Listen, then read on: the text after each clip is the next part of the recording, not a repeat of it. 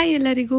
ಇದು ಒಂದು ನಮ್ಮ ಮನೆಯ ರ್ಯಾಂಡಮ್ ಡೇ ವ್ಲಾಗ್ ಆಗಿರುತ್ತೆ. ಇವತ್ತು ನಾವು ನಮ್ಮ ಮನೆ ದೇವರಿಗೆ ಪೂಜೆನ ಮಾಡಿ ಮರಿನ ಒಪ್ಸೋವಂಥ ಪೂಜೆನ ಇಟ್ಕೊಂಡಿದ್ದೀವಿ. ಸೊ ಹಾಗಾಗಿ ನಮ್ಮ ತೋಟದ ಹತ್ರನೇ ಇರುವಂಥ ಒಂದು ಮರದ ಹತ್ರ ಈ ಒಂದು ಪೂಜೆನ ಮಾಡೋಕ್ಕೆ ಹೋಗಿದ್ವಿ. ಮನೆಯಿಂದನೇ ತಂಬಿಟ್ಟು ಆರತಿ ಆಗಿ ಪೂಜೆ ಸಾಮಗ್ರಿಗಳನ್ನೆಲ್ಲ ತೊಗೊಂಡೋಗಿದ್ವಿ. ಅಲ್ಲಿ ಹೋಗಿ ಒಂದಿಷ್ಟು ಜಾಗನ ಶುದ್ಧ ಮಾಡಿ ಒಂದು 3 ಕಲ್ಲುಗಳನ್ನು ಇಟ್ಟು ಅದಕ್ಕೆ ಪೂಜೆನ ಎಲ್ಲ ರೆಡಿ ಮಾಡಿದ್ವಿ. ಹೂವು, ಅರ್ಶಿನ, ಕುಂಕುಮ ಹಾಕಿ. ಸೊ ಅದಾದಮೇಲೆ ಮನೆಯವರು ಎಲ್ಲರೂ ಕೂಡ ಪೂಜೆ ಮಾಡಿ ಅದಾದಮೇಲೆ ಮರಿಗೂ ಕೂಡ ಈ ರೀತಿ ಪೂಜೆನ ಮಾಡ್ತೀವಿ.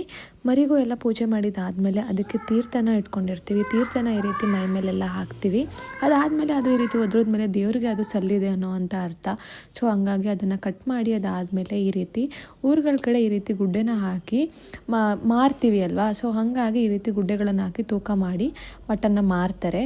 ಸೊ ನಮ್ಮನೆಗೂ ಕೂಡ ಎಷ್ಟು ಬೇಕೋ ಅಷ್ಟು ಮಟನ್ನ ತೊಗೊಬಂದಿದ್ರು. ಮಟನ್ ಅಂತೂ ತುಂಬಾ ಟೇಸ್ಟಿಯಾಗಿರುತ್ತೆ. ಹಳ್ಳಿ ನಾಟಿ ಮಟನ್ ಅಲ್ವಾ, ನಮಗಂತೂ ಇದು ಸಿಗ್ತಾನೆ ಇರುತ್ತೆ. ನಮ್ಮ ಮನೆಗಳಲ್ಲೇ ಸಾಕಿರೋದ್ರಿಂದ ಅಂತೂ ತುಂಬ ಚೆನ್ನಾಗಿರುತ್ತೆ. ನಾನು ಕೂಡ ಮಟನ್ ಸಾಂಬಾರನ್ನ ರೆಡಿ ಮಾಡಿದೆ. ತುಂಬಾ ಟೇಸ್ಟಿಯಾಗಿತ್ತು ಮಟನ್ ಸಾಂಬಾರು, ಮುದ್ದೆ. ನನಗಂತೂ ಒಳ್ಳೆ ಫುಡ್. Thank you.